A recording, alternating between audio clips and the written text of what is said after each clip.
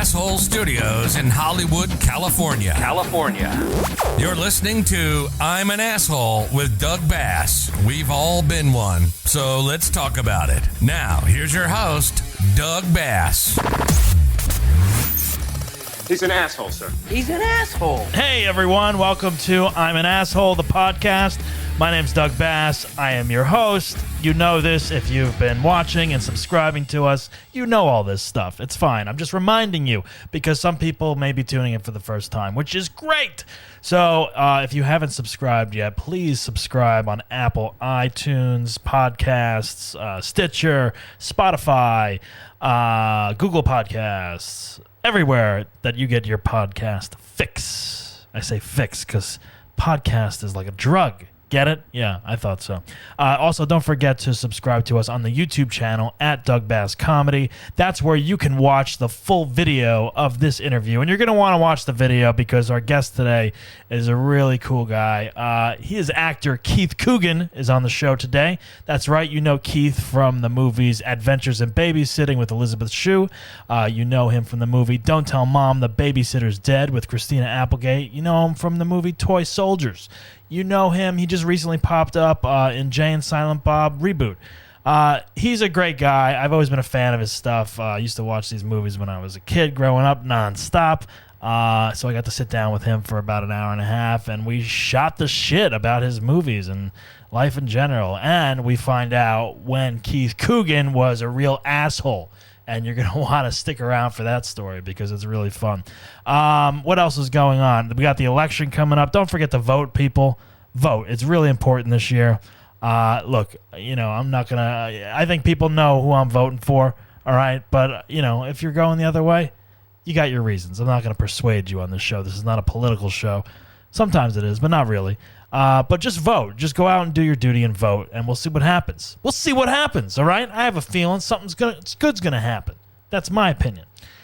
Anyway, I'm really excited for you guys to check out the show. So let's get to it. It's a longer interview. So here's actor Keith Coogan. Enjoy.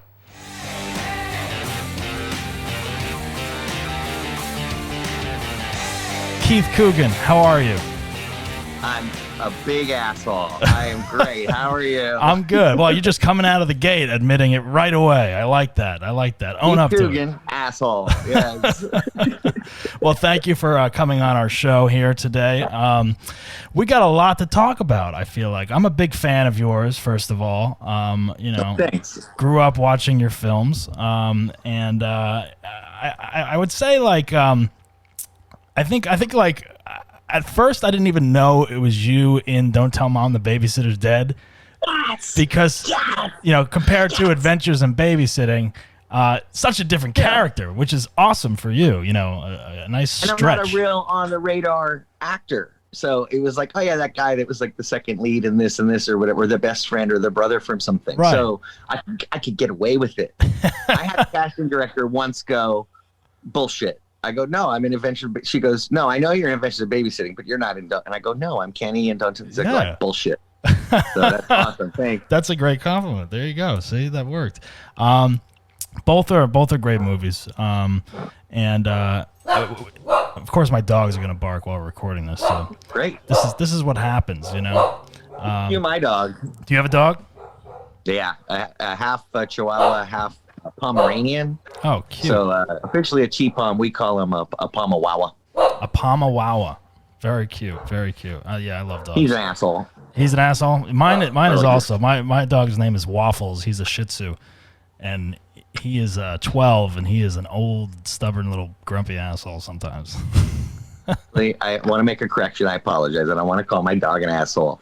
He's dick. He's a dick. Yeah. Okay. There you go. There's a difference. There's a difference between an asshole and a dick. There are. Yeah. Yeah. Absolutely. We can get into that. You have to know somebody better for them to be a dick. Yeah. Yeah. Dude, you're totally being a dick right now. Yeah. But it's a little some more. stranger, you're like, what an asshole taking that parking space.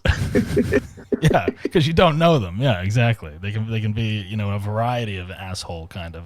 Yeah. But somebody that's like, I'm sorry, man, I spent my side of the rent. Dick. That's true. Yeah. Yeah. Now you would say that your character Kenny in Don't Tell Mom is definitely kind of an asshole in the beginning. Whoa, not kinda. He's the full frontal asshole. He is. Yeah. Yeah. Doesn't care about his family, his chores, his mom, his sister, whatever. Doesn't give a rat's ass. I mean, he likes his friends because they give him positive reinforcement for his behavior. Yeah. We don't even need to know his school. They're like, have you seen his grades? Like, we don't even know if he goes to school, they're right? better. Like, they've improved. I don't think he goes to school at all, does he? Maybe to like buy drugs or sell drugs or, hang a fine lizard and a hellhound and those guys. Obviously, he met them in probably school. Now, out of the two Babysitter movies that you were in, which one is one of your more favorites, I would say? Can you pick between the two? I think they're just the tone is a little different. Yes. So and the decade, although they were shot 3 years apart. So we shot Adventures in Babysitting in '87. Right. We started in January and it was released in like July. And Don't Tell Mom, we shot in 90. So that the summer. The cusp of the 90s. Came out in 91 the next summer. Yeah. So it was like a longer release. So 87 and 90. So just 3 years difference. 3 years difference, but a new decade. Yeah, you're right. Yeah, but a new decade, the beginning of a new decade. So, Adventures of Babysitting is more screwball comedy. Think After Hours, a Marx Brothers movie, Arsenic and Old Lace, fast, fun, patter dialogue. I think it's got genuine characters. Adventures of Babysitting, people are like, it's just got a heart. You kind of believe, because Chris Columbus pounded it into our head. He's like, don't go over the top. It's got to be grounded. We've got to believe it.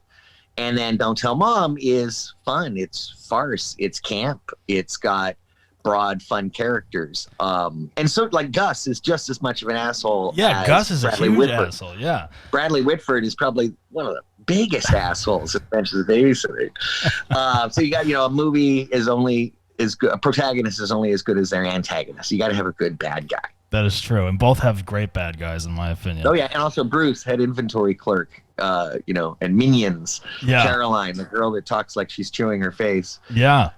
I mean, there's some like Don't Tell Mom. I would say Don't Tell Mom is like a little edgier for some reason, right? Like it's they're both PG-13 for that time, but like for some reason it just feels more adult, and it's. I mean, yes, true. We're going from like a girl who's maybe, well, I guess she's 17. They're both 17. Yeah, where it seems it's 19.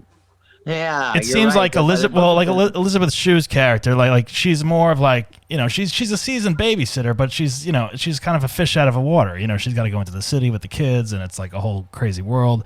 Where Christina Applegate, she becomes the babysitter. She's not the original babysitter because she dies. And then it's like a run amok, like let's fend for ourselves kind of thing in the real world, But one is in the city and one is in the suburbs, and it's very different. But I remember Don't Tell Mom. I think I've watched Don't Tell Mom more because when I was a kid, that came out in 91, I was probably like 10 or 11, I think, when it came out. And it was on HBO nonstop. Did you change who you identify with? Like it was Walter, and then you identify with Zach, and then you identify with Kenny over the years. Because with E.T., obviously it was Drew Barrymore and Elliot, right? And then Gertie and Elliot. Then as I get a little older, I started identifying with the older brother. Yeah. Then as I got even older, I started identifying with Dee Wallace. I'm like, she's got a hell of a story she's going through. Then as you get older, you identify with Peter Coyote. You're old enough to be jaded and want that childhood magic again. Yeah, there's something for everyone. We add those characters as focus in order in the movie.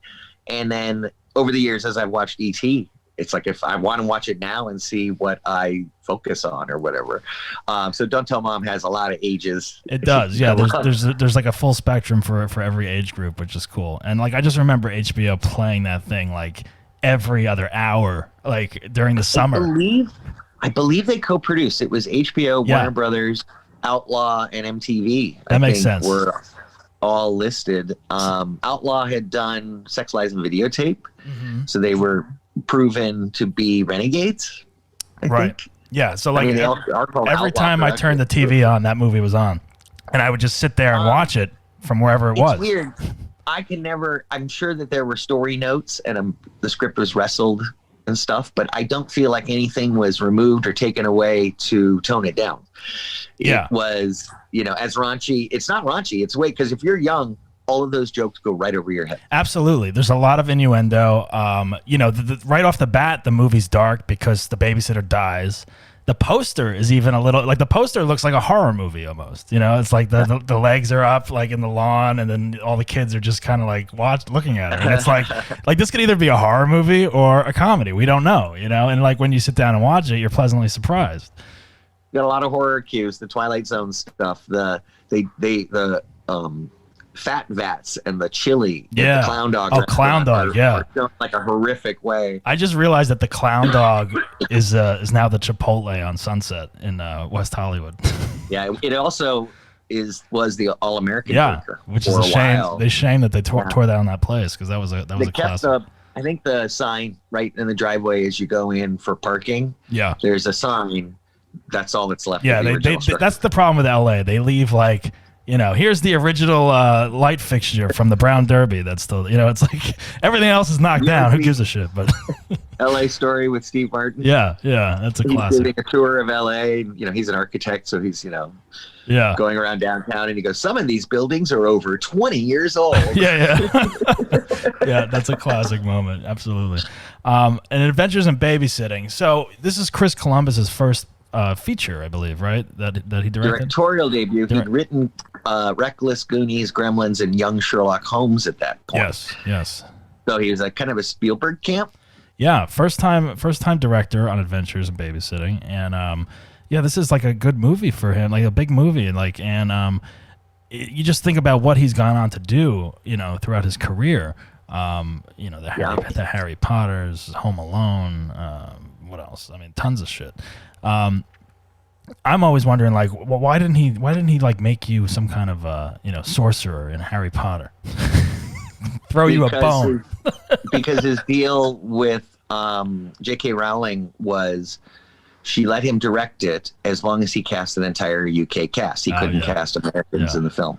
The cast in Adventures in Babysitting, it's a great cast. Like they're all like young. It's like either their first or second kind of thing they're doing.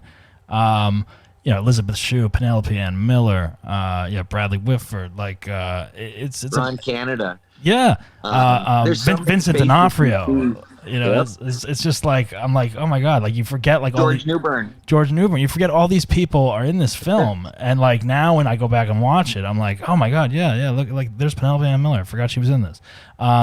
Everyone, and Elizabeth Shue, she's always been great in my opinion. Like everything she's been in. I'm sure she's a pleasure to work with as well. I'm guessing. Total pro. Yeah. I mean, and like we had to sign 3 picture deals for Touchstone for Disney. Did you? And my second film was Cheetah, and her second film was Cocktail. Cocktail with Tom Cruise. Yeah. Yes. All right. I remember that one. Yep.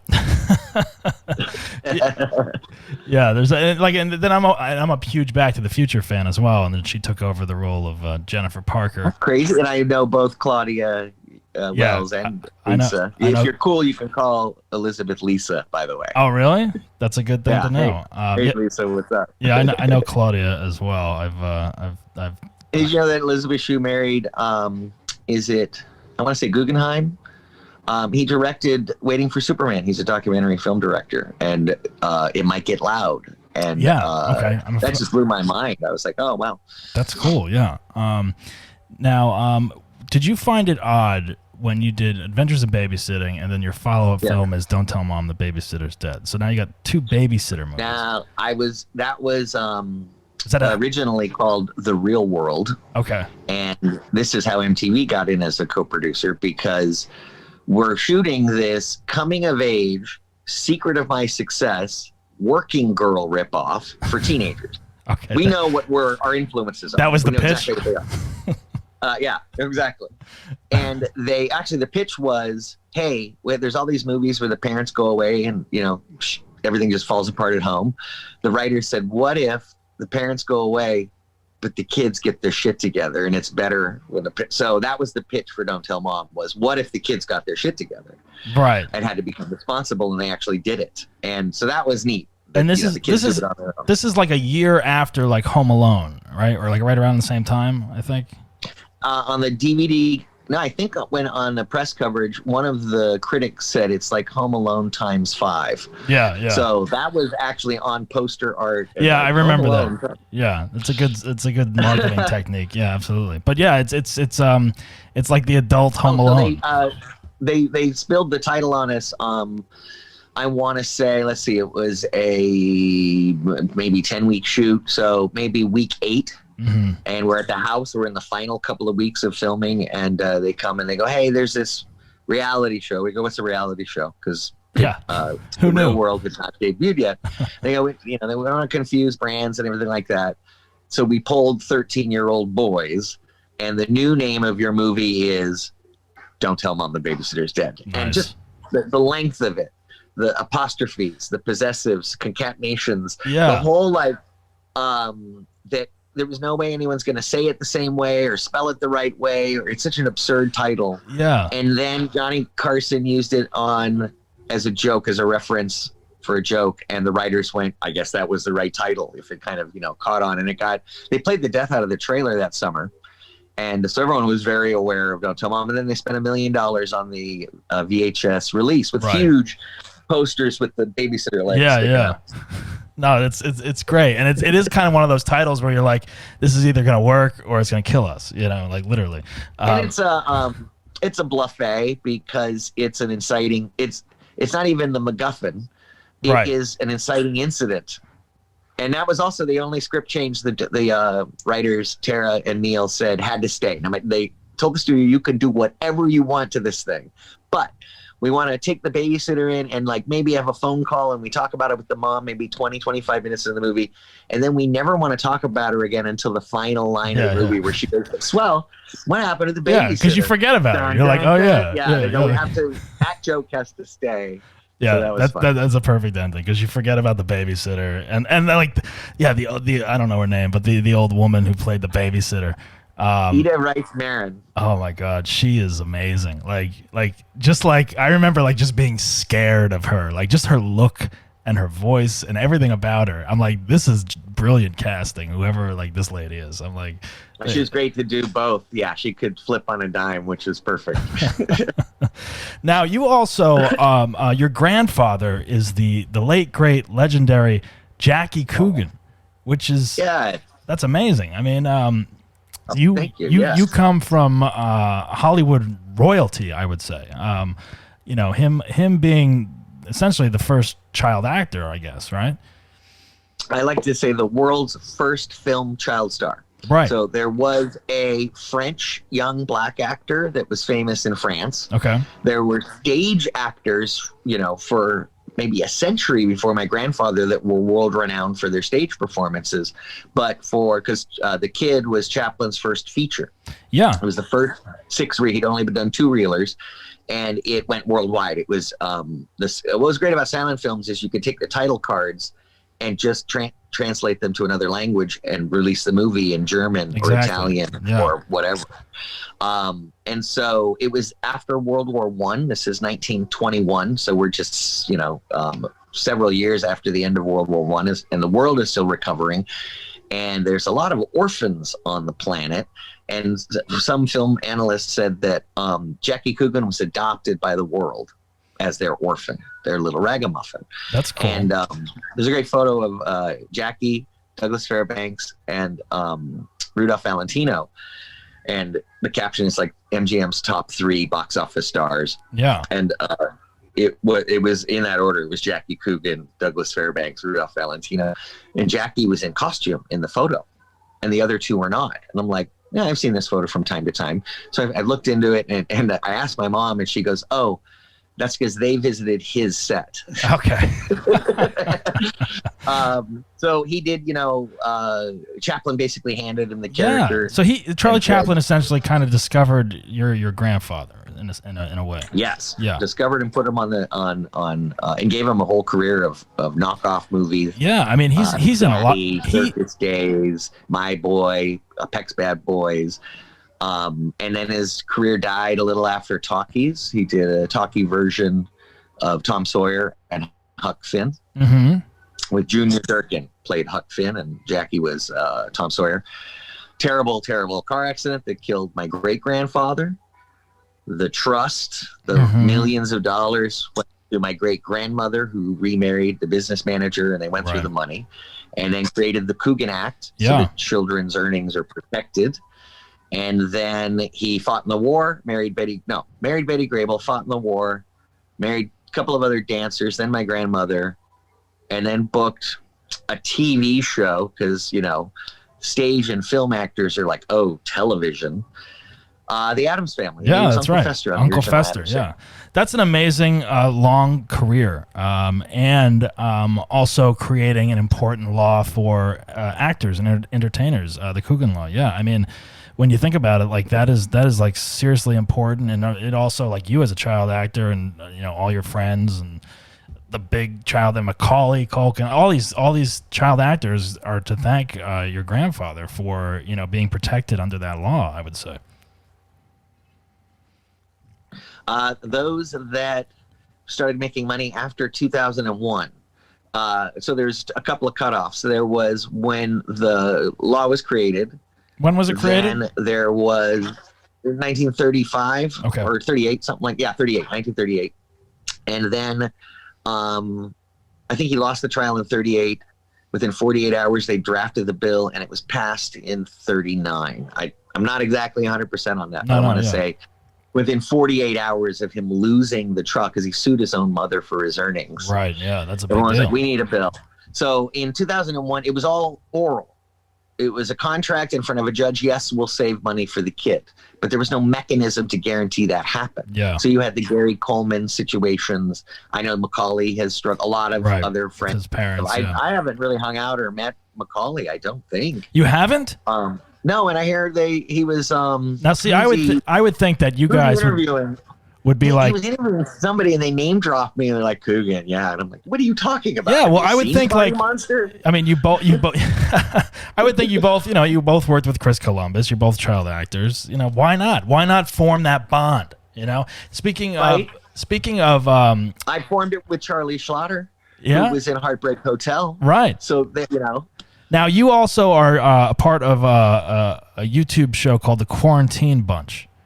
Yes. So as a former child star, all child stars have, issues, cyclical careers, and, so there's a secret child star support group. I read about because this. of coronavirus, we have to move it online, and then you as a viewer get to peek in on our Zoom meetings that just go disastrously So that's wrong. That's pretty interesting. So it's Judy Norton from The Waltons, Danny Pintaro from Who's the Boss, Jeremy Miller from Growing Pains, Scott Schwartz from Christmas Story, and others, and yourself, of course.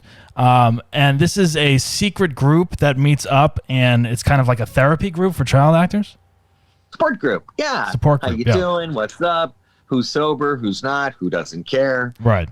Who's working? Who's not working? Who's self-promoting? Jeremy Miller is hysterical because the whole time he's just promoting a one-man biography of Alexander Graham Bell. Right. I saw that episode and I was like, that's interesting. It's great because they don't show any of it, and it's such what is it called? Anti-humor, anti-comedy. Yeah. So we do so many things where the show gets hijacked by a fan of mine. Really? Who then takes over the Zoom meetings and is all over the windows. That's great. I'll have to watch that one. It takes a lot of left turns because one of the producers was a Jeff McIntyre, who's got tons of Emmys. He and I went to junior high together. Oh, cool. And it was at my 50th birthday party this last January before the lockdown happened. I'd had this big blowout party. Nice. And at my friend Ryan Paul James' house, who was the writer for for Quarantine Bunch. It was originally called Corona Bunch. Corona Bunch. And I thought about it, and people are starting to die. It was early. Oh, It yeah, was, yeah. April. Good call. Good call. Yeah. About 3 or 4 cast members, and I got a lot of pushback from the director and producer. Like, just like them, they only see the marketing or like actors sometimes have to go, yeah. Hey. Right. Yeah. Now, is this a group? Is this a group that would meet like privately in person before Corona? We used to meet in person, but then, like, we would meet at Jenny Piccolo's house from Happy Days. Okay. Kathy Silver's house. Or meet, you know what I mean? We'd have different meetings at different houses. Scotty Schwartz hosted a few times. Right. And just, it's catching up, telling more stories. That's great. I love that. Now, if there's a child star or a child actor that wants to get into this group, do you have like a vetting process where like you all have to vote? Yeah, he's good enough to be in. I don't know. He's only done this and that. Like, it is. Is it hard to get into? It's by reference. So at one of our meetings, someone will bring a friend, and they'll literally just go. So they have a few prints and some industrials, and or like you can be theater, singing, dance, anything where it was an extracurricular where you could have gotten paid really as a child, where you worked as a child in the entertainment industry in any way. But you don't have to be a name per se. Like they don't like. No. Okay. We have tons of Broadway guys that I'm like, I don't know who this is, but then I look at the resumes and I'm like, damn, those are good shows. Yeah, there you go. Tough shows, so I have respect. And then, and I don't think anybody's not made. It's self-screening, so if you're introducing somebody that either, pretty good person or is there anyone that you're like no fucking way, like this guy is no, it's not good enough. One where the girl they were introducing was young. She was like 22. Now I know technically if you worked, before you were 18, you're a child actor or child performer, they call it. But I'm like, a little young. You really need support at 22 because you still think you know everything and you're going to live forever at 22. You don't need the support. Right. Now, do you think that do you think anyone that was a child actor still is performing and is still a name would be interested in something like this as well to kind of balance out their career, like a Leo or like a Kirsten Dunst or something like that? Nah, they don't need it because that's the validation. Yeah, but they might need it. They might need some therapy, some support. I mean, they've been through it as well. They don't want to be seen with us has-beens. Oh, come on. You mean Jeremy can't call Leo DiCaprio and be like, get your ass in this group, buddy? I know. He's like, Leo left the set and never talked to us again. That sounds about right? Now, it's hard, man. It's hard. There's been some great people in this industry that I wanted to get close to. Yeah. And I remember Corey Haim. Do you know the two Coreys? Now, are you friends with Corey Feldman? Did you know Corey Haim? You were in their documentary, right? Yeah, and I've known Feldman for at least 45 years. We actually worked together probably first about 45, maybe 44 years ago. Then we were the Fox and the Hound. We were the voices of Fox and the Hound. We did the Oscars together. We did a Gary Coleman movie, The Kid with the Broken Halo, together with Robert Guillaume. And then years later, so I did wind up doing a movie with Corey Haim. It was Life 101. Basically, Lucas goes to college with Amy Dolenz and Louis Mandylor. And but before that, in the 80s, I was trying to get into Corey Haim's circle. And I had one in. It was through Frank Zappa's kids and his niece, Lala. Lala was dating Corey. Okay. So at one time at Johnny Rockets in Westwood, and Corey's at the far end of the counter, like in his trench coat and glasses and like not talking to anybody. And I'm like, I can't really get through a few people to really hang out or talk with him. Yeah. And then wound up working with him.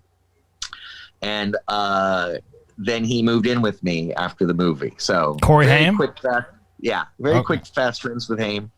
And then, when lost touch, he moved out of town back to Toronto. Right. And then we lost him. Yeah, unfortunately, yeah. Now, were you ever really a part of that circle? As far as I know, Corey Feldman has that new documentary out. I don't know the name of it, but the sexual abuse documentary that he's claiming. You not getting involved with them. Did you ever come across any kind of thing like that on sets or anything weird? Sexual predator kind of situations. Yes. Yeah. Yeah, it's. I've been approached on set, off set, asked, I'll give you a ride. PR people, agent managers, that kind of thing. They're usually ancillary. They're usually not part of a core crew. They're ones that see the flies that are attracted to a light. They go, oh, there's all these kids around. And it's funny. I think that a lot of the bigger stars, this is a theory, because I know that abuse has happened across whether you have one credit or 100 credits. Yeah. But I think there's a confidence level and a sharpness and a kind of, I got my head together of like, why don't you fuck off? And I'm going to go tell the producers right now. Absolutely. If somebody tries something, because they've got that confidence.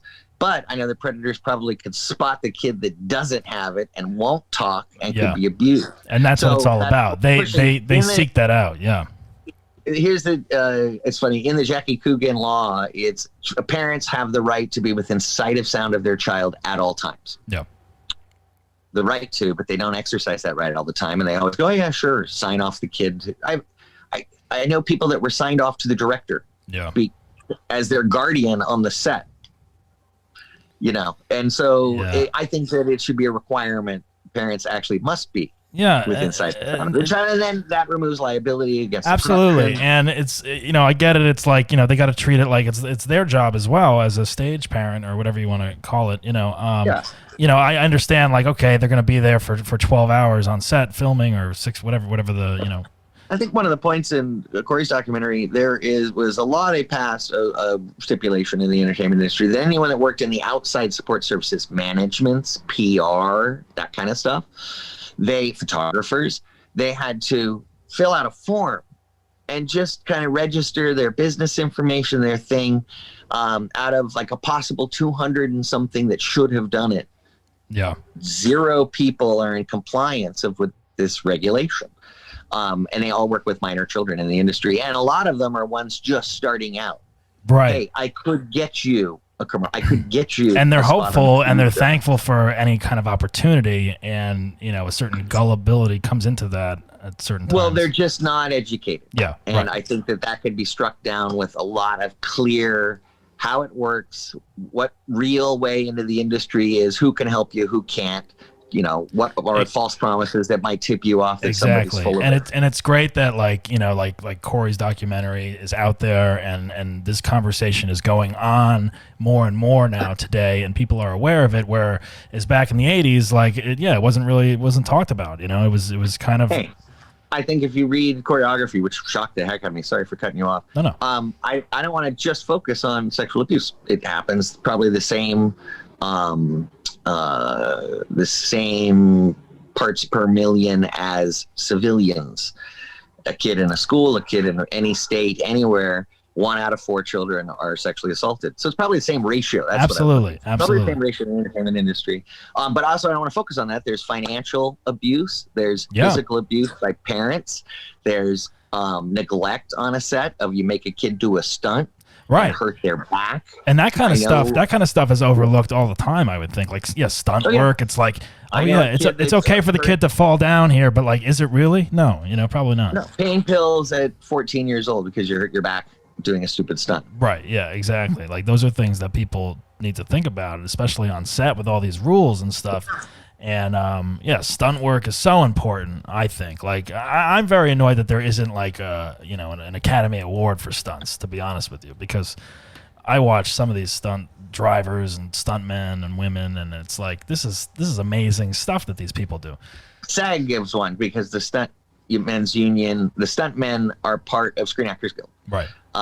And they're often on camera, and they're often also on camera as ancillary bad guys and one-liners. Yeah. If you really look and you're like, that guy's got a very like movie type face, but I've never seen him in anything. And he has very relaxed and no problem delivering his like, let me check your ID line as the bouncer before getting picked up and slammed against the wall. And you go, that was one of the stunt team who had been upgraded because of the line of dialogue, and that's nice because they only get $600 a gag. I always love it because like you as a child actor and like Don't Tell Mom or something, like your stunt man was probably like in his 30s or something. I'm guessing, maybe, I don't know. Oh yeah, we had doubles in Adventures in Babysitting. I had doubles in Cousins, and Toy Soldiers. Second unit. God, you know what? No, I wasn't involved too close in the action stuff. Right. Okay. As a matter of fact, except for Actually, Lou Gossett got in that damn helicopter. So I want to say there wasn't much doubling. And all of the terrorists who got destroyed by, Black Hawk that movie was fun. I remember that when that they were out. all almost basically, they were skateboarders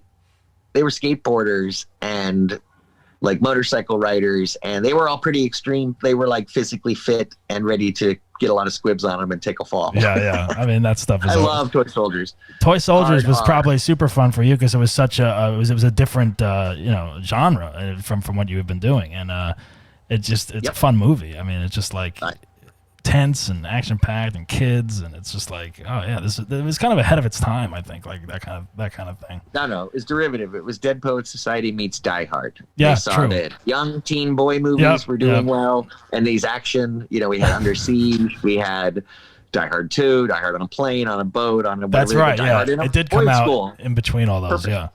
Yeah. Now you also recently 2 will be Die Hard in a girls' school. Now, what are your thoughts on? I mean, there's all these like reunions and like half-ass sequels and reboots coming out like during this time.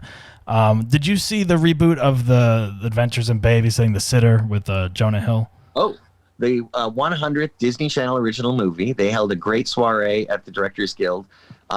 With all of the casts from all 100 Disney Channel original movies were there watching the new Adventures in Babysitting. I got to talk to the president of the Disney Channel, who said that he had an 8-year-old daughter and he loved Adventures in Babysitting, but he couldn't show it to her. Right. Shit. Fuck. Homo. Listen to the bitch, Brad. It just wasn't something. Her legs are locked together at the knees. Do you think that movie would be rated R today? It was rated R, and they fought hard with the MPAA and argued. So here's what tips it to R, is the 2 fucks.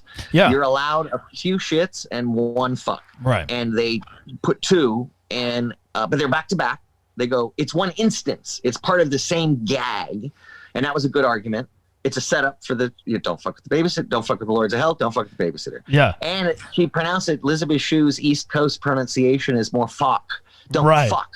But like I remember like watching that movie as a kid, and like everything is like like there's the Playboy thing, and then it's like, oh my god, that's a little edgy. It's like, can we really see her naked? By a Playboy photographer, right? But like me as like as a kid, I'm like, oh, can you really see anything? Like let's rewind that, like rewind that part, but then when Elizabeth Shue's like, don't fuck with the babysitter, it's like, whoa, and like that's the scene where like if you were watching it and like your parents were like in the room, you'd be like, did they know we were watching that? Did they hear that? Like it's like there's always like one moment that's like, PG-13, This is where Elizabeth is brilliant. She sets that gag up in the car with Joe Gipp when she's losing it, and she goes, I'm not losing it. You, no chocolate. You fasten your seatbelt, and time to take your cold medicine. Yeah. And I got it out of order. And fasten the seatbelt. When she says, and fasten your seatbelt, it's the same delivery as don't fuck with the babysitter. Yeah, it's got that, I'm going to take care of my charges. She turns into this big mama bird.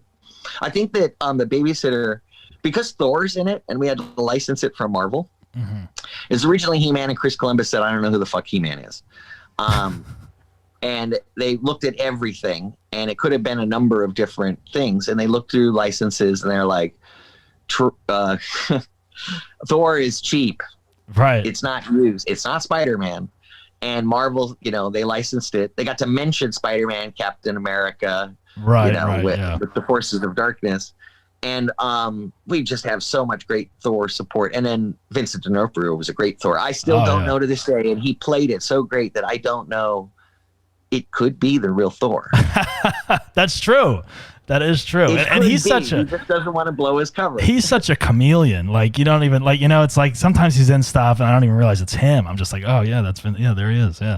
Like he's so good. Yeah. I mean, yeah. You're right. Said he should have deserved a supporting Oscar for Edgar in Men in Black.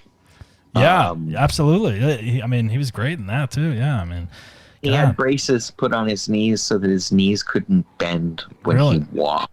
Oh, that's how when Edgar struts down the street. Oh my God, and when he drank glass after glass of sugar water. That's commitment. Now that's for commitment. Sonnenfeld. And Sonnenfeld was like, I was impressed. You didn't complain. Right. Great. Right. Yeah, that is commitment. He's a method actor. He was always Dawson. Right. Maybe Thor. On the set, he never broke character to us, and he was always menacing to us and I'm sure. Maya, especially. He made her break a lot. She was smiling because he's so intense. Right. Especially as a kid, that yeah. kind of turned into her crying because she's great. She gets that tear. She's like, but I always thought you helped people. Well, she's so sweet, man. I think fans would love to see a Adventures in Babysitting Zoom reunion, or like like 100% sequel-ish or whatever they're doing these days. Gad, hello. Yeah, Josh. Exactly. Like why wasn't that movie on the list of like I watched all those and like a lot of them I loved, and then I think there was there was one I was like, I don't know. They made like 36 million or something. It didn't make 100 million. Yeah, well, season 2. If he does a season 2, I think he needs to bring you guys back. I mean, for sure. And you were also recently in Jay and Silent Bob reboot, right? Oh, speaking of reboots, which is a great reboot. Yeah. Yeah. So the Disney Channel original movie was. I thought it was great. I supported. I went to the premiere. Yeah. Photobombed the red carpet. Nice. The girls, the Sabrinas, were like, "Who's it? Oh, I think I did research and watched your original movie. My mom loves you." That's what I got from the Disney stars. Wonderful. And then, reboot. So, reboot was great. I asked Kevin Smith if I could be in his new movie, and he said yes. That's awesome. See, that's great. Yeah, and he wrote a great bit, and also referenced me, and quotes me, sets me up. Yeah, like don't tell mom, a Keith Coogan classic, and then I'm in the credits and the thing. I mean, it's just Hemsworth. I have Chris Hemsworth as Thor, quoting "The dishes are done, man." Talk about rapping all of those references. It was really clever the way. Yeah, I mean, he's a clever guy. It's just like the way he put that all together, and I was like. I was upset that like it didn't get more like it didn't get like theatrical play. Like I finally watched it on demand or whatever. Because I ran back to Hollywood after shooting in New Orleans, and I told everyone, "Oh my God, I'm in the new Kevin Smith movie." Yeah. Who? I went Clerks, and nah, I think I saw Chasing Amy. I don't know. Swear to God, only. I mean, I'm one or two. Only one or two out of 5 people understood the significance. I mean, it's a generation 3 or thing. 4 out of 5. I don't know. I think it's niche. Look at the numbers. Look at Adventures of Babysitting. Exactly. For the dollar amount of a ticket in '87, and its box office of 36 million or whatever, then you can extrapolate and say how many million people probably watched it, and it's less than the amount of people that watch Roseanne weekly. Right. Yeah. I mean, because those are huge TV numbers. reaches so many more people. So TV stars are way more recognized. Film has this. Also, when a film makes money at a box office, always cut that number in half roughly. Of course. The theater chains keep half and the studio keeps the marketing, all that shit. It's like it's never what it is. Yeah, exactly. And Kevin Smith. The reboot was great, and it was distributed brilliantly. Yeah. And I'm from New Jersey originally, so I've always been a Kevin Smith fan. Like I used to drive down to Red Bank and visit the sites of where they shot everything. So it's like, I was really happy when they revisited everything. It was a lot of fun.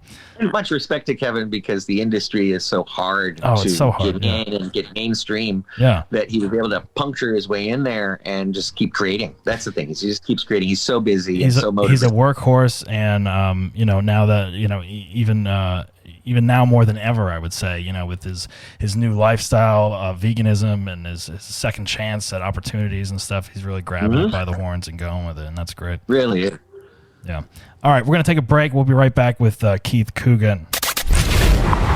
Hang tight. We'll be back with this week's Asshole right after this. You're listening to the I'm an Asshole with Doug Bass podcast. All right, we are back with actor Keith Coogan. Keith, so this is the I'm an Asshole podcast. This is the part of the show where we dive into a story of yours, a time in your life that you may have been an a-hole. It can be an isolated incident. It can be a chunk of time in your life. You could be one currently and you're dealing with it. Maybe someone thought you were an asshole and you weren't. Maybe you thought someone was an asshole. Whatever you want to share with our audience, let's get into it. When was I not? Oh my God. Sorry. All good. My mom my mom tried to instill in me this kind of anti-establishment, anti-authority, subversiveness, to always know who's selling it and why they're selling it, who's being bought, who's being sold. She was a carny and ran short cons. She was a con artist? Well, yeah. I mean, if there's a rule, okay, that's the number one thing she ain't going to do is follow it. Little things, shortchanging people at the cotton candy, thing at the carny. Gotcha. Hre's your change. It's missing a $5. Put $1 in my pocket. Right. My prenatal was cotton candy, caramel popcorn, and hot dogs on a stick. Nice. And she was 15 and pregnant with me. Okay. And then a month after her 16th birthday, I was born. So me and my mom grew up together, and she was crazy. She would go to huge concerts, Madonna, Michael Jackson, didn't matter. No tickets, walk right to the back, somehow get just backstage. Sneak in. Yeah. Just now I belong here. And I think she got it from her father, from Jack, I never saw it, but he would be like, if a table wasn't ready right away, she said, he'd go, well, what? Don't you know who I am? Right. Oh, embarrassing. So I was always afraid of being that asshole. Okay. So I worked, as soon as I turned 18, I got regular jobs, worked at a video store, Point Two Video. Oh, awesome. Continued to always, I never, it's like 91 or 92 and my career's kind of slowing down. And my friend goes, well, file unemployment. And I'm like, I just made like 6 figures on the last move. I'm not going to file. They go, no, the moment you wrap, you can actually file. I go, why would I do that? That's ridiculous. Well, bet your ass I've filed unemployment over the years. Worked call centers, worked, phone rooms. Actually worked so long on telesales that I wound up selling a call center. Really? That's what I sold. You sold an actual center. Programming. Yeah, I sold a call center. And then I worked shipping and receiving. I've worked at Universal Studios, front gate. Currently, I'm a tour guide at Sony Studios Tours, the old MGM Studios, my grandfather's studio. We have a street named after him a few blocks away. No kidding. But it'd be too easy to go, we have a street named after us, 2 plus. See how easy it is to be an asshole? Right. Now, do you bring that up on your tour, though? I just forget. I'm checking people. They go, are you Keith Coogan? And I'm like, oh, yeah, that's right. Because I'm focused on my job and making people happy, telling the stories. I love my job, by the way. That sounds like a blast. And the other job I have, acting. And on a set, you really rely. Oh, I learned a great lesson on sets. If you have conflict or friction with anybody on the set, doesn't matter if it's first day or, well into shooting. As soon as you kind of feel that, pull them aside and go, hey, I don't know what's going on. Something's not working. It's at my end. How do we fix this? Yeah, air it out. And they become your strongest ally after that. So I always work hard to not be the asshole. So you work hard at not being one. Yes, but inevitably I always notice, oh yeah, I was an asshole right there. Now, is it something like you can sense it coming, like whether it's through a dialogue that you're about to say to someone and you're going to be like, oh, no, I'm going to hold back. I'm going to say, keep my cool, breathe. I blame all the Irish blood in me, hot temper, rash choices, all or nothing. Yeah. Quick escalation. But you have to have a lot of patience at work on a film set, 12-hour days and shooting the same 2 pages over and over and over again. Yeah. And testy situations. You're shooting off season. So if it's a beach scene, you're shooting in the middle of the winter. Mm-hmm. If it's a summer scene, and if it's a summer scene, strike that. If it's if it's supposed to be cold on screen, you're shooting in the middle of summer. So you got parkas on and you're sweating. Yeah, fake snow coming down. If it's really, really hot, you're actually shooting on a cold night in Malibu hills somewhere. It's never what it seems. Yeah. And you have to pretend like you're running around in shorts at night because it's so hot out. And it's like, it could be, extreme, and everyone can get to each other. And I've seen producers throw coffee in the director's face. Oh my God. So everyone can be an asshole sometimes. Yeah, especially on set. I mean, I feel like, that stuff definitely back then would fly. Yeah, like throwing things at people. I've heard things like that. But somebody pranked me on the last day in Chicago shooting Adventures of Babysitting. We finished shooting and I go to my honey wagon. It's not even a trailer. Yeah. Just a little slice of a honey wagon. I go and I get changed and I put my feet into my shoes and someone has put mustard my God. inside my shoes. That's a practical joke. I didn't know why. I didn't know what I did. did I do something to deserve that, or is someone just pranking me to fuck with And me? no one even coughed up to like, that was me. That was me. To this day, 30-something years later, I'm like, how was I an asshole to who? Why did I deserve that? And you have no idea who did it. It wasn't like it wasn't a cast member that like would come in after you put your shoes on and been like, like, sorry, I had to do that. So the point of this, and I'm not trying to get away from one incident because I have an incident, is that I've got thousands of examples. This is one that I think typifies to just check yourself, I think. Great. Do you know who you are? That's my favorite thing. If someone, because we get a lot of stories of people in Hollywood that don't tip well or are rude to people. I'm friends with everybody. Yeah. I was very social in school, and it's a great way to study people. You turn into Zelig and you pretend you're a surfer, or you pretend like you're a nerd, or you pretend like you're an anarchist, whatever. And I blended in. My biggest fear in junior high was that if they had a party and all of my friends showed up, because I know that a lot of them don't get along with each other. Oh, so you have to like pick and choose like who you can invite to certain things without a fight occurring. Oh, I have fucked up. I mean, I've absolutely fucked up and going, I forgot they stole their girl. I forgot they got that job. I forgot they. I know people like that too that do that kind of thing. That's a lot of work on yourself to like keep track. It is a lot of work. Keep track of like not wanting to do the work. No, I would think like, you know what? Like you're too busy. Like I know I'm too busy to like remember that shit. Like, oh, this person used to date this person. I can't invite that. You know, like who gives a shit? Like fucking like you're an adult. Like.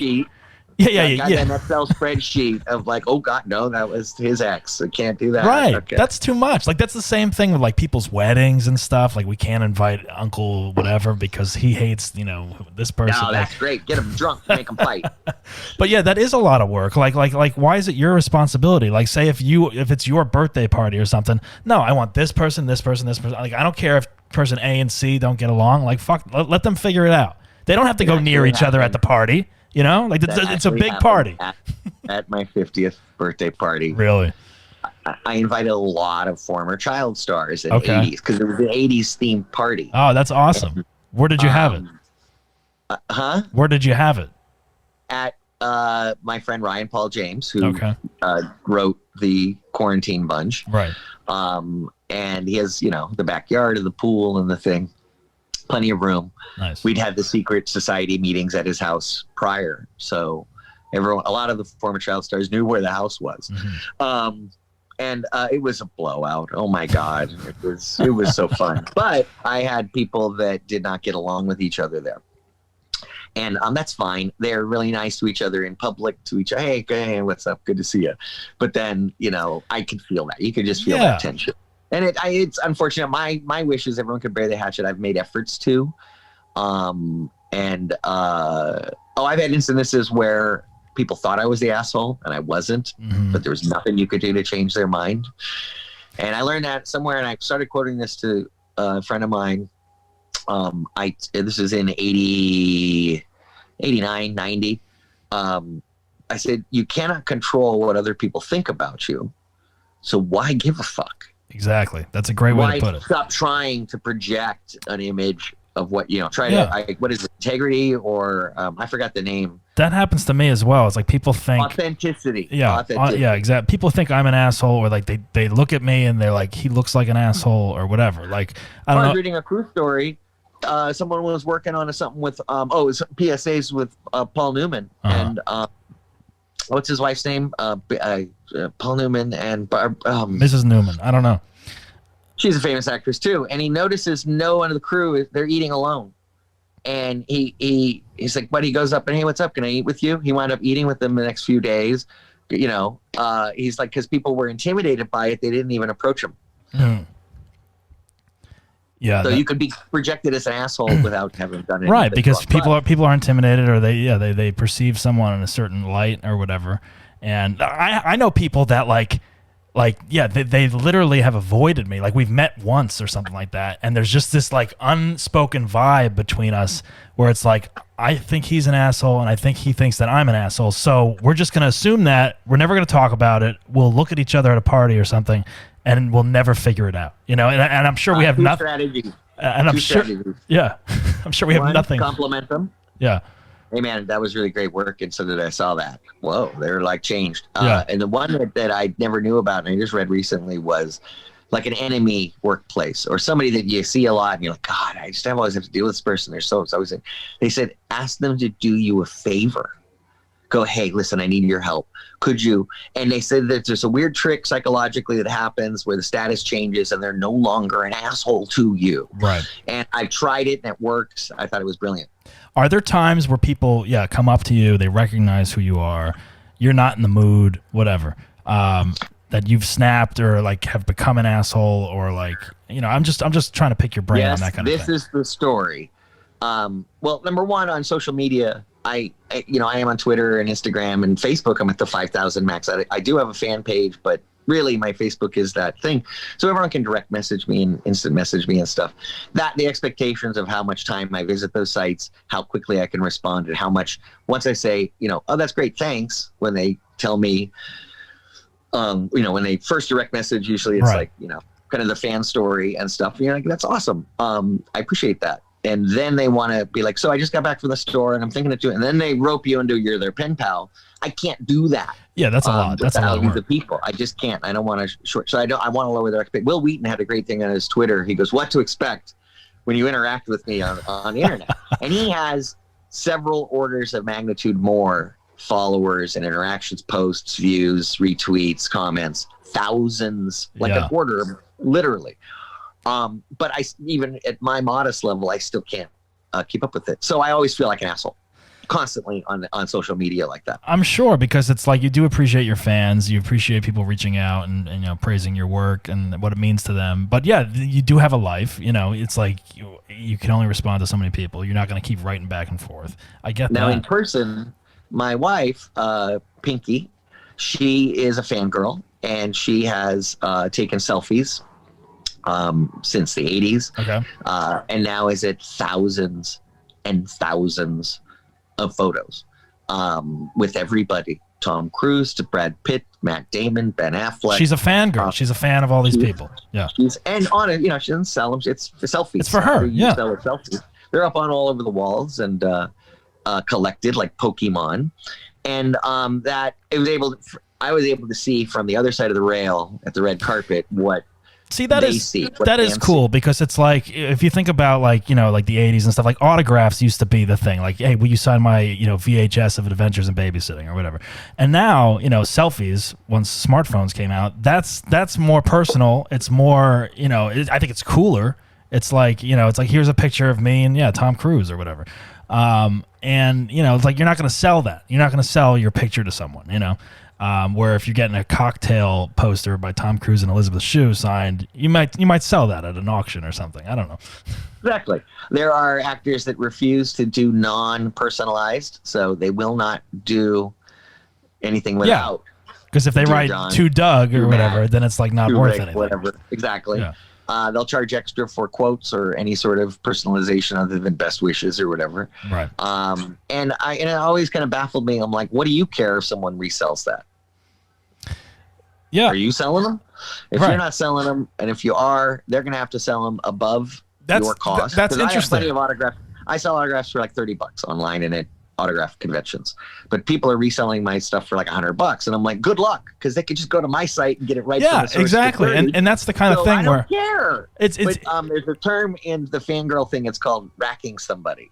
Like so and so came out of the theater and somebody came up, a collector came up and racked them. That means they have a rack of 8x10s. They want them to keep signing until they run out. You see like those videos of like people at shows or like coming out of a premiere or something. Yeah, and they have like a pile of shit like for Bruce Springsteen to sign, and it's like, dude, I would love to have one of those things just to put on my personal wall. Like this guy's bringing guitars and fucking basketballs for And you can. What I like is when collectors take a piece, get it all, so they get the whole E Street Band. Right. With Bruce. Yeah. They get all the cast members on the poster, all the leads or something. Right. Or a neat piece, an international release or something. Then they take it and they get maybe autograph cards, they mount it, they frame it, they put what it describe authenticity. That I feel to charge like 150 for something like that is a lot better because there's love and work put into the presentation. Whoever's buying that is going to hang that and love exactly. that. And it's also a thing. It's also a thing like where like I feel like the worth of autographs have like declined over the years now that there's selfies and whatever.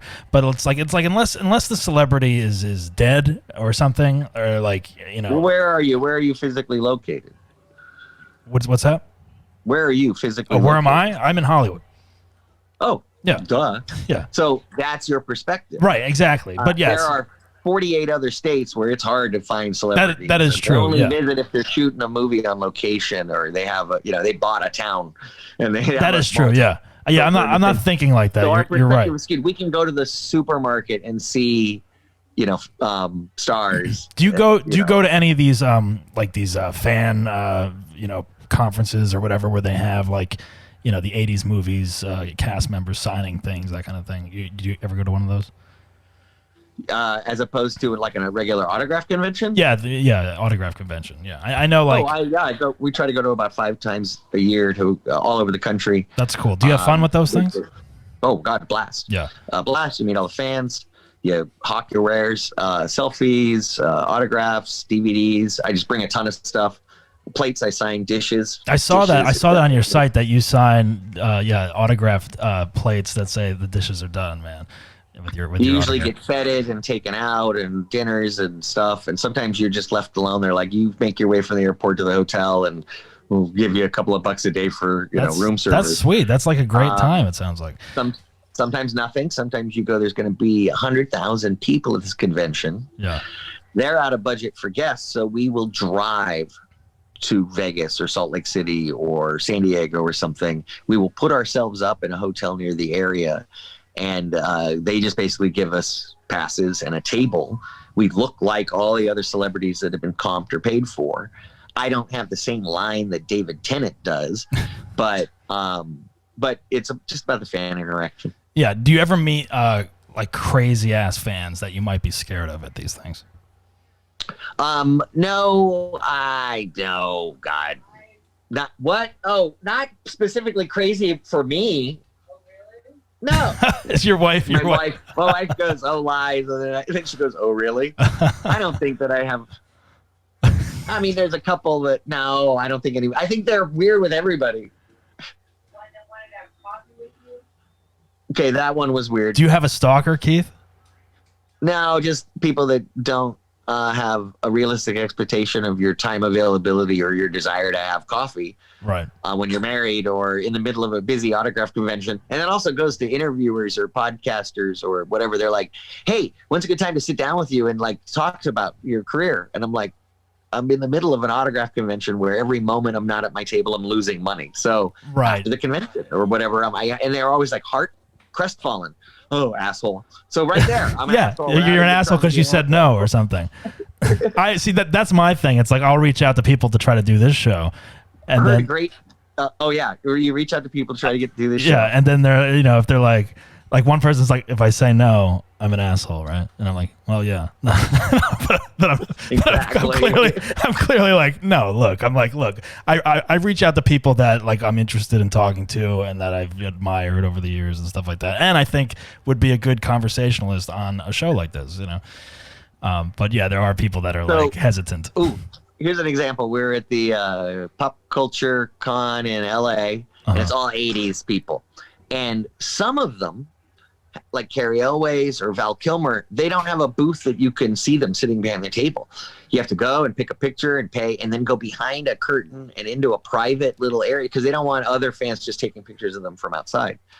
And there could be numerous reasons why they don't. Yeah, their appearance doesn't match their old on-screen appearance, perhaps like Val because of his health issues. And they feel that people might exploit Val just by taking tons of pictures. Of course, yeah. Because once you get close to Val and talk to him, and also you can't hear him because of his vocal issues, but he can talk. He's the sweetest, wonderful. But when you see a tent and it turned around and you can't see him, you go, what an asshole.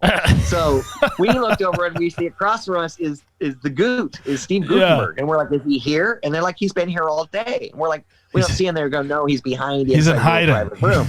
And we're like, asshole. So, but because we have handlers and like people have managers and like agents for the cons. Right. You ask your agent, can you ask their agent if we could just meet them and say hi, maybe get a selfie, and so you don't pay. You maybe skip a line. Of course. That's one of them. So to take advantage of that, you got to go back 30, 40 years and do a bunch of work as a child actor, and then you can take advantage of that. Right. So I do all the time. So that's we awesome. go and we meet Steve. Is he there? He's about to leave. Great. We go and meet him. And he's the greatest guy in the world. We're like, he's so, above and beyond what you expect. That's awesome. So you can totally be tagged an asshole. Yeah, I can see. I can see that. I can see that at these autograph places, because like I went to one when I was like a kid for baseball, like Whitey Ford, the baseball player. Yes. There was a batting cage, up the street from me in New Jersey, and they were having Whitey Ford come to sign baseballs or whatever, and all the kids from all the little leagues around, like they came, and they waited in line. And he's at this table, and everyone's waiting with like their ball or a glove or a card or whatever. And he is the most miserable person, like yelling at like one at a time, one ball, and I'm like, you gotta be aware, like these people are your fans. So yeah, like even if you're in a pissed off mood, like he clearly did not want to be there. Like he was just like an asshole. And I was like, man, I don't even know if I want him to sign my ball now. What a dick. I was like, sometimes that's a brand. Exactly. If someone's known for playing a dick character, they're going to say dick things to you at the table. There was this bar in Sacramento where you go in, and so you got to go into this bar. We go in, it's packed. I'm like, oh, this is awful. I hate it. And I go in, hey, can I get a gin and tonic, rum, whatever I was drinking in the 90s. And the bartender reaches over and pinches my nipple really hard. I go, what the fuck? I hate that. And and I'm like, don't not warn me about. Don't invade people's space like that. I hate that. Yeah, don't do that. Another time I was in Vegas, maybe 2-3 years ago. Their brand was to be an asshole. Yes. Like 50s cafes or Ed DeBevick's where they're like, right. Can I help you? Yeah, exactly. Like that may be part of the experience. I remember a friend of mine wanted me to get a cast member of what was the Stalag series? Hogan's Heroes. Okay. He loved this guy in Hogan's Heroes. And I go up, hey, my friend really loves you. And he goes, why? Well, he wants to get an autograph. Really? Well, hurry up. And what I realized is that was the character he played, and it was endearing. And his message was like, who's Dave? Fuck Dave. To my friend. And my friend goes, oh, I love it. I'm like, what do you mean? He's a total asshole to you. Yeah, you might be. Oh, that's great. You might be disappointed. Like if you went and like got like a villain from a movie's and it's like this guy's nice. Like, fuck, I hate this movie now. Or like unless it's like, yeah, it's like going to get Biff Tannen's autograph, Tom F. Wilson, and he's like the nicest sweetheart, and it's like, oh man, that's disappointing. Oh yeah, thanks. I really appreciate hearing that. This made changed my life working on that. Yeah, I heard Biff got so tired of it, he has a card he hands out. Yeah. And it's like, no, I didn't do this. Yes, I did this. Don't ask me about this. He's over it. Yeah. So my asshole story. Would you like to hear? Yes. Okay, so I think we've themed it up nice. And this is really the pinhead of it. And I didn't know I was at the asshole at the time, but I was told later I was. So I'm on a cruise with my mom, my little brother, who's 10 years younger than me, and myself. And I'm about 18 or 19, which is drinking age on a cruise. Right. So we're in the Bahamas or whatever's off of Florida. We're in one of those islands or something. And the Disney island, where the sand is all pink and the fake trees and you swim with dolphins. This is Disney cruise. Disney cruise, yeah. Greatest thing. Do it. Do a Disney one cruise. of my friends told me that. Yeah, he said it was amazing. God. Do it immediately. So I was a smoker because William Peterson was a great father figure on Cousins, and we shot that in '88. And he smoked Marlboro Reds. So now I smoke Marlboro Reds. He's a tough guy. I wanted to be a tough guy. I had a truck and cowboy boots and a pit bull and a rifle. And I was like, I'm a tough guy. Was I a redneck in the 90s? But I also had a condominium in Santa Monica. So fancy. I'm an asshole. Keith Coogan, what an asshole. So here I am on the cruise. It's well after midnight. I'm coming back from duty free, carton of cigarettes in one hand, drink in the other. I've been in the casino. I'm like slurring my words. And a woman and her like 8-year-old kid are like, oh, hey, we just wanted to say, we're fans and want to know if we could get an odd, whatever. And apparently my mom says, because she was like down at the end of the hallway, all she sees is down here, me drunk going, don't fuck with the babysitter, and then moving on. And I don't know, maybe the kid goes, that's a quote from the movie. Yeah. But I'm sure at that point, and I am sorry, I was the biggest asshole. And then I was like, puked my guts out. My mom is videotaped because we have the camcorder on the vacation. Yeah. So the bathroom door. She's filming you puking? No, the bathroom door. Yes, the bathroom door the next morning, you hear, and like, you okay? I'll be a minute. Well, yeah, I shouldn't have done that, huh? Like my mom castigating me over the video. Oh, right, God. Right. Meanwhile, the kid is probably like, awesome. Like, I didn't even have to ask him to quote something from the movie. I think he was traumatized.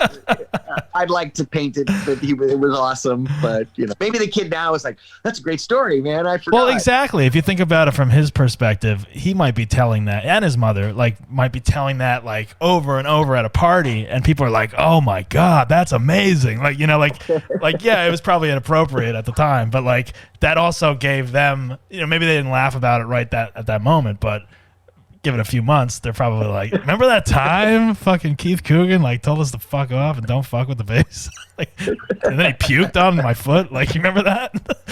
How can we forget? How can we forget that? The rum is very good on the Disney cruise. And it's you get one of those all you can drink tickets, forget about it. They give you a free rum punch just to kick it off. Just to kick it off. Once you get one of those, it's like a double. Are you a big do you enjoy cruises? Do you go on a lot of cruises?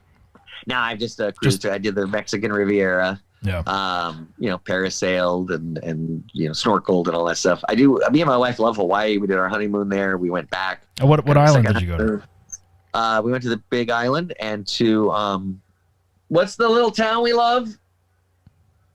Kona. Oh yeah, the Big Island. That's the one island. Kona. That's the one island I have not been to yet, Kona. Because there's this one cove that's got 2-3 hotels, all facing the beach. Yeah. Little shack bars right on the beach. You're like, this is the most gorgeous spot on the planet, and it's small. It's a few miles from that. It's incredibly corporate and expensive, but there's still this kind of heart of Kona that's awesome. What about a child TV 80s cruise where all of you are on the cruise? They do those. They do those? Yeah. Yeah, it is usually they're band oriented. Like they'll have the Scorpions with so and so and Rat and whatever, or they'll do a show. Would you do something like that if that was offered to you?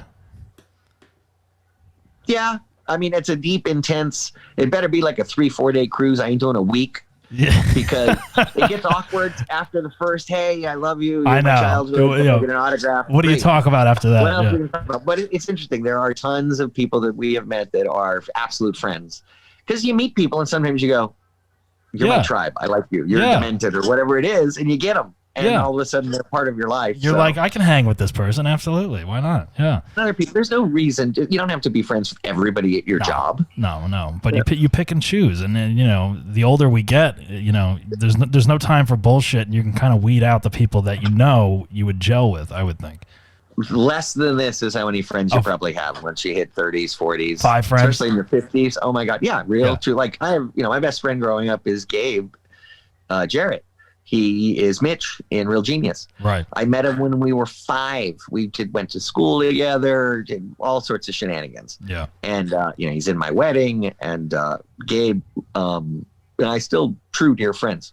So. Yeah, that's true. You can count your friends on your hand once you're a certain age, I believe. My wife, no, she's got 1,700 dear close friends. My wife has every birthday, packages, gifts, cards, goes to every wedding, everything. Oh my God, but it's good. It balances out. My wife's like that too. Lonely Capricorn. I just want to stay at home or do my work. Yeah.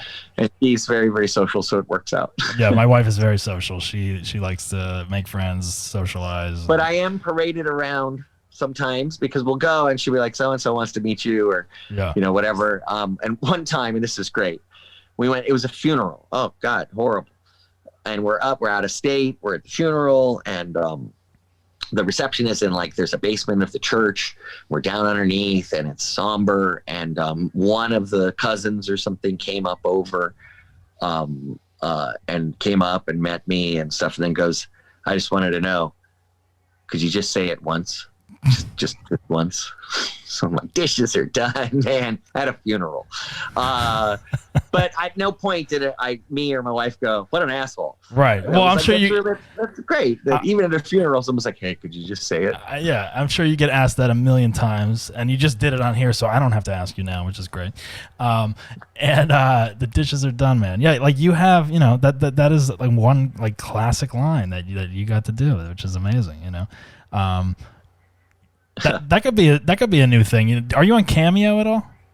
Yeah, I'm on Cameo, and I might be running a deal, but I'm also really cheap. Go for it. Check it out. Me on Cameo. Check out Keith Coogan on Cameo. Any quote, backstage stories, whatever you want me to do, I'll do it. There you go. That could be another thing. Maybe a new feature is that you show up to people's parties and you wreck their china, and then you say, the dishes are done, man, and then you just walk out. What's great, though, is an autograph convention, and I got a stack of like porcelain dishes, and I'm signing. And inevitably, something will drop or fall, crash, and it shatters into pieces. Everyone turns, and in that silence, it's great to just say, dishes are done, man. And, my fans or friends will get it and laugh, and other people will go, I don't know, I didn't see that movie. Now as an adult, you might even, wash the dishes at home in a nice way, dry them off, put them away, and then you say it in a different way. Buy more. Go to Amazon, buy more dishes. The dishes are done. No, they're really done. I cleaned them. I almost created like a fluff and fold, but for dishes. We come, you take your crap dishes, throw them in a big tub. We'll go wash them. We'll bring them back to you clean. I'm like, you could make billions doing that. Yeah, why not? All right. Well, Keith, is there anything else you'd like to reveal today? What are you working on now? Anything coming up? Just wrapped on Wrong Reasons, which is directed by Josh Rouse. He directed the making of Jay and Silent Bob reboot documentary, which is available to watch now. And fantastic film, and produced by and also co-starring Kevin Smith. Oh, cool. And Ralph Garman and Harley's in it. Fantastic. I did a scene with David Koechner. He's fantastic awesome. too. That's sweet. All right, we'll look for that. And I think we just wrapped up that. So I did 3 days on that. When's that coming out? Do we know? I don't know. They just finished it.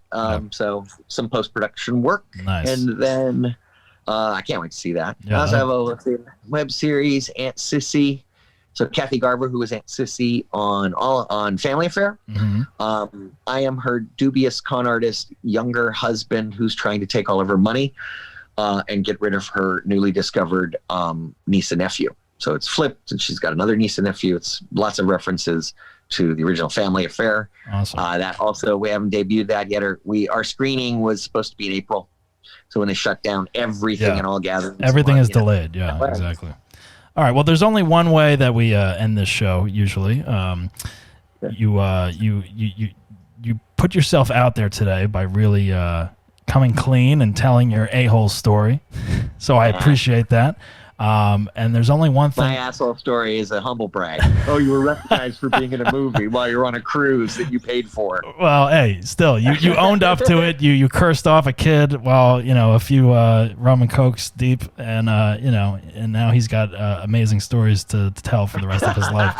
But there's only one way we end this, and it's by you stating your name and then saying you're an a-hole. So I think there's only one thing left for you to do, Keith. I guess there's only one thing left to say. Hi, my name's Keith Coogan, and I'm an asshole. There he is, folks. Keith Coogan. He's an asshole, but he redeemed himself today by coming on the podcast. Keith, I really want to thank you for coming on the show today. Make sure you check out Adventures in Babysitting. Don't Tell Mom the Babysitter's Dead. Toy Soldiers. Everyone's seen these before. We all love them. Check out Keith. Order Keith on Cameo for personalized messages. Dishes are done, man. Birthdays, whatever. KeithCooganOnline.com for autographs and dishes. That's KeithCooganOnline.com. Great. Follow Keith on Instagram, Twitter. Check out his upcoming productions that'll be released at some point. Keith, thanks so much for being on the show. Thanks, Doug. I appreciate your time. And remember, folks, don't be an asshole, but if you are, talk about it. You've been listening to I'm an Asshole with Doug Bass. Please subscribe to us on all streaming platforms. Follow Doug on Instagram, Twitter, and Facebook at Doug Bass Comedy. Thank you for listening, and remember, don't be an asshole. But if you are, talk about it.